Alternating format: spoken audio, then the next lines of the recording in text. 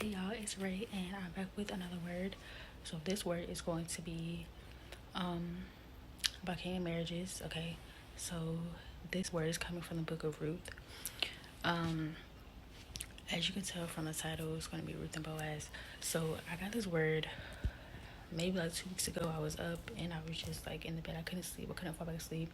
And so I just picked up my Bible. He led me to Ruth, and I've read Ruth before, but this time he was really speaking to me as I was reading it in relation to my situation, and also just in general, kingdom marriages in general. So before I get into it, don't forget to subscribe. Click the subscribe button down below as well as the bell so that you get notified of any future videos that I post. Also, like and share the video with anyone who you feel may need to hear this. So we're gonna go ahead and get right into the video. Okay, so basically just an overview. So Ruth is a young lady, and she was a Moabite, and her mother-in-law was Naomi. So she followed Naomi back to her country, and she had another sister that Naomi was trying to make her go back home with the other girl, but she didn't want to. Like she was stuck on going with Naomi. So Naomi saw how adamant she was, so she was okay.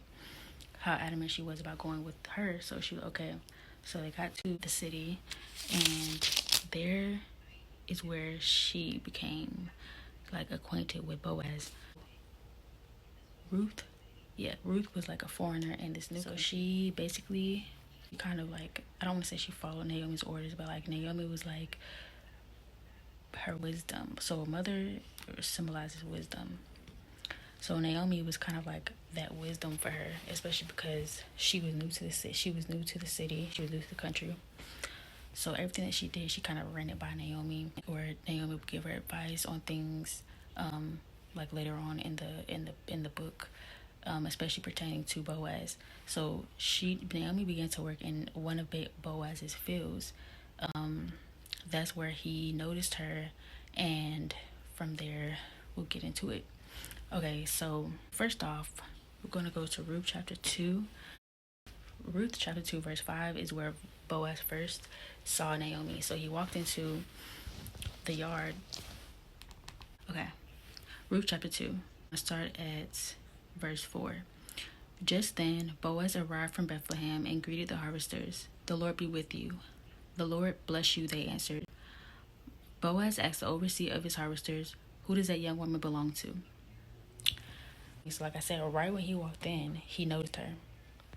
Okay. So the interpretation that he gave me for that was like, you are going to stand out to your spouse, to your kingdom spouse. Like, they're going to look at you, and you're going to look at each other, and you're going to know. Like, it's just going to be like, you're going to stand out to each other. You're going to stand out to your kingdom husband or your kingdom wife. And they're just going to know. Like, it's going to be, I don't even know how to explain how it was for me, but like, you're just going to know it's going to be a different type of feeling. So like in this thing, he walked in and he just noticed her. So he asked, "Who is this? Who is this woman?" We're gonna go down to Ruth, the same chapter 2, but verse 11. Let me see. Well, verse 10. So this is after he met her. Ruth chapter 2 verse 10.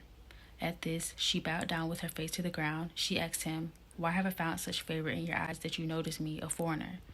Boaz replied, "I've been told all about what you've done for your mother-in-law since the death of your husband, how you left your father and your mother and your homeland and came to live with the people you did not know before. May the Lord repay you for what you have done. May you be richly rewarded by the Lord, the God of Israel, under whose wings you have come to take refuge."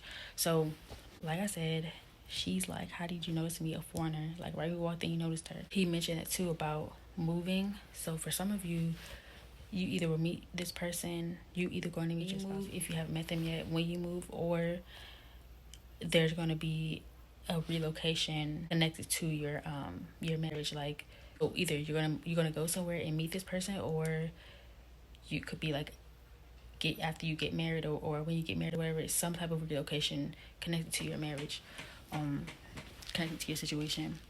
But as I said before in the beginning, when I said Naomi kind of she represented wisdom, like a mom represents wisdom.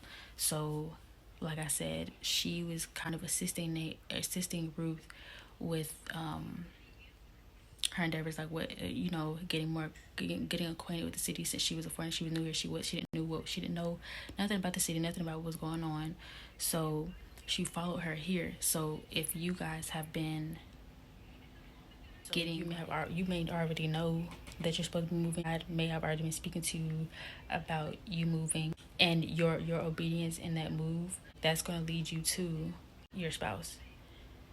Y'all get what I'm trying to say. I hope I said that right. Your obedience to him. You may not know. You may be scared. It may be a new country, a new city, whatever, and you don't know anybody there or nothing. But he's telling you to go. So he's telling you to go for a reason.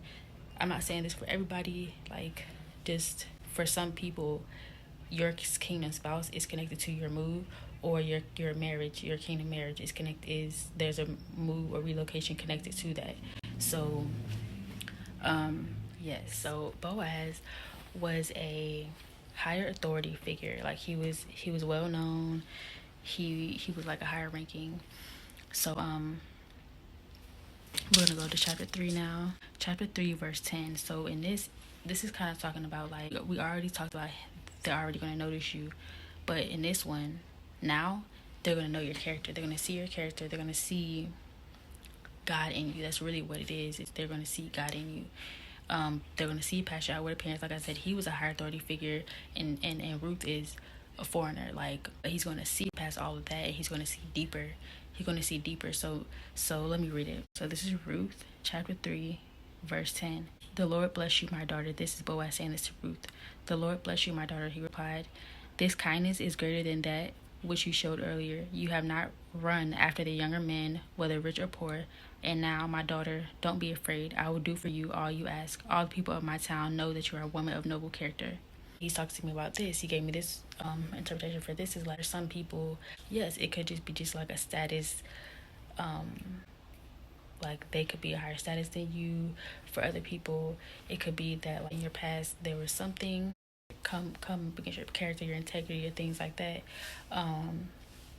Or people could have been, or if you already know this spouse, like, if this is a product situation, there could have been people trying to interfere and trying to, like, get in your spouse's ear about you, trying to sway them away from you. They didn't want to see them with you, or just they didn't feel like you deserve this person because they were higher status, whatever the case may be pertaining to your situation. But they're going to see past that. And if this is a situation and they kind of fell for it before, they're going to see that what they saw in you from the beginning, what they saw in you before all of this interference happened, they're going to see that still reigns true. They're going to see, like, even in the situation, there's other parts of your characters that showed. By that I mean, like, if it was a situation and you didn't retaliate, you didn't do stuff trying to get even, or you didn't retaliate, or stuff like that. Even in situations like that, your character still showed in that. So after we know in prodigal situations anyways, whenever we're going through, like, separations and prodigal situations, it's for a reason. You have growing to do, you have learning to do, they do as well. So in that time, the things are going to be revealed. The truth is going to be revealed to them about you and about everything that was going on. With that truth being revealed, is also going to be revealed, oh, so what I thought about her was correct. What I saw in her was right. She really is honest. She really is loyal. She really is, all these different things. Like he said, you didn't go chase after the richer man, or who you thought for what you could gain from them, or things like that. So they're going to see your character. If this is a new person, they're going to see your character the same way. Like, right when he saw Ruth before, like I said before in chapter 2, right when he saw Ruth, he noticed her. Now in chapter 3, he's seeing her character even more than what he saw just when he noticed her. Now he's seeing her character. So they're gonna know your character. They're gonna see God in you. That's what it comes down, and that's what it is that's making you stand out to them. So also, in previous relationships, you may have been rejected. You may have been overlooked. You may have been done wrong. People didn't see the value in you. They didn't want to make you their girlfriend. If you guys were just dating, they didn't want to make you their girlfriend. Or if you guys were dating for a long time and they never went to make you their wife. Like, these people are going to see, not saying that these are going to be, if this it could be a product situation, but just in general, if you experience these things, you're going to have the advancement and status in your relationship status. They're going to see your value. They're going to see past these differences. They're going to see past all the things that were said about you. People might have overlooked you. People might have counted you out because of the things that are being said about you. They didn't want to take on that responsibility. They didn't want to be connected, associated with somebody with that type of image about them. And even though, it wasn't true, they didn't want to be associated. They didn't want to have a wife, a girlfriend, or whatever with that type of reputation. Whether it's they're up here, they think they're up here and you're down here, whatever the case may be. You were overlooked. In the past, you were overlooked. And so we're going to go to Ruth chapter 4, verse 5 through 6. So Ruth chapter 4, verse 6 says, at this, the guardian redeemer said, then I cannot redeem it because I might endanger my own estate. You redeem yourself. I can't do it. So like I said, there could have been people overlooking you or choosing not to commit to you out of selfish reasons, putting their self before you, or worried about what they're going to lose, what they would lose, or what they would look like. But your husband, your king and spouse, your Boaz, he will be honored to have you as his wife. He will be honored. It ain't gonna be you can't tell him nothing. He will be honored to have you as his wife. So we're gonna go down to chapter 4, verse 11. Well, no, we're gonna start chapter 9. So then Boaz announced to the elders and all the people, today you are witnesses that I have bought from Naomi all the property of Elimelech, Mahlon, and Chilion. I have also required Ruth the Moabite, Mahlon's widow, as my wife, in order to maintain the name of the dead with his property, so that his name will not disappear from among his family or from his hometown. Today you are witnesses. Then the elders and all the people at the gate said, we are witnesses. May the Lord make the woman who is coming into your home like Rachel and Leah, who together built up the family of Israel. May you have standing in Ephrathah and be famous in Bethlehem. Through the offspring the Lord gives you by this young woman, may your family be like that of Perez, whom Tamar bore Judah. Okay, so he didn't think twice about marrying her. He didn't think about what he was going to lose. That didn't matter. So he made Ruth his wife in front of all these people, Everybody witnessed it. Everybody saw it. So your king and spouse is not going to think twice. Ain't nobody opinion's going to matter. Ain't nobody going to be able to get in his ear and say nothing about you to change his mind. He knows who you are. He's not going to think twice about it. He knows that you're his wife. So then it says, through the offspring the Lord gives you by this young woman, may your family be like that of Perez, whom Tamar bore to Judah. Naomi now gains a son. So Boaz took Ruth, and she became his wife. When he made love to her, the Lord enabled her to conceive, and she gave birth to a son. The woman said to Naomi, praise be to the Lord, who this day has not left you without a guardian redeemer. May he become famous through Israel. He will renew your life and sustain you in your old age. For your daughter-in-law, who loves you and who is better to you than 7 sons, has given him birth. Then Naomi took the child in her arms and cared for him. The woman living there said, Naomi has a son, and they named him Obed. He was the father of Jesse, the father of David. So this woman, who was a foreigner, she was sought after, by someone of higher status. She was new. She didn't know where she was. She was brand new to this country, and they ran into each other. God placed them together. God placed them at a specific place, at a specific time, for a specific purpose. She moved out of obedience, and things worked according to God's plans. Okay? All this to say, all these people, the other man didn't want her because he was worried about what he was going to lose. Boaz didn't think twice. He married her. God blessed him with children. So for some of you, you guys are going to be birthing, having kids, right? Some right when you get married, having kids, getting conceived and getting pregnant. But yes, if that's one of your promises, especially if that's one of your promises and you have the desire to have children, you're going to have children. But furthermore, this lady done blessed, she done birthed the king. So it shows us the genealogy of David. So it says this, Ruth 4, chapter 18. This is the family line of Perez. Perez was the father of Hezron. Hezron the father of Ram. Ram the father of Aminadab. Aminadab the father of Nahshon. Nahshon the father of Salmon, Salmon the father of Boaz, Boaz the father of Obed, Obed the father of Jesse, and Jesse the father of David. David was a whole king. So y'all going to be birthing kings. We all know by now every kingdom marriage has an assignment. It's not just about the love. It's not just about that. Yes, that is a part of it too. That is a blessing in itself. But every kingdom marriage has a purpose. Every kingdom marriage has an assignment behind it. So for some of these marriages, you are going to be birthing kings. Okay, it's something huge connected to your marriage. It's something huge connected to your marriage. So like I said, their whole bloodline was a whole king, and this lady who had been overlooked and rejected, and people thought less than, people thought that she wasn't worth enough to make her their wife. No, this is all this is what's going to happen with you. Well, obviously take it before the Lord, but just understand, like, take this word before the Lord. Make sure that this word is for you, in your situation, your kingdom marriage, and your promises and things like that. But for those who this word is for, birthing kings, your Boaz is going to know who you are, or he does know who you are.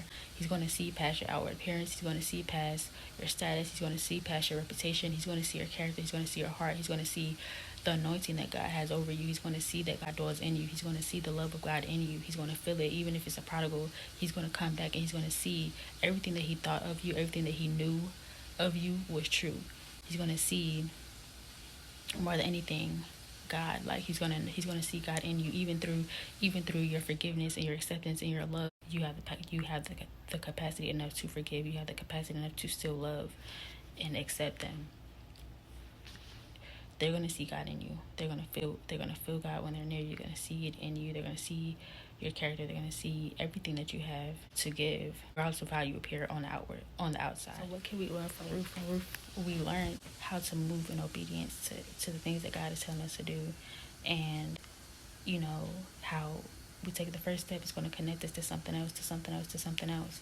So just being obedient to God and understanding that he knows what's best for us, even if something seems like it's scary, or we can't see what's next.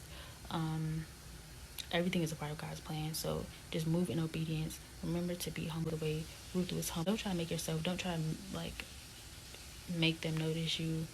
Don't try to make moves on your own. Make sure that everything that you're doing is God ordaining and ordering your steps. Don't try to push. Don't try to force anything. Don't try to impress him. He's going to see you. He's going to see you. So, yes, just let this word be confirmation. So hopefully this word was confirmation to someone. Like I said, take this word before the Lord. Ask the Lord to expand on your situation. If this word is for you, to give you more detail. Take this word before the Lord. Like I said, test the spirit. Share this word with anyone who you feel this word may be for. Don't forget to like. Don't forget to subscribe. Turn the notification bell so that you are notified when I upload my next video. And I will be back soon, you guys, with another word.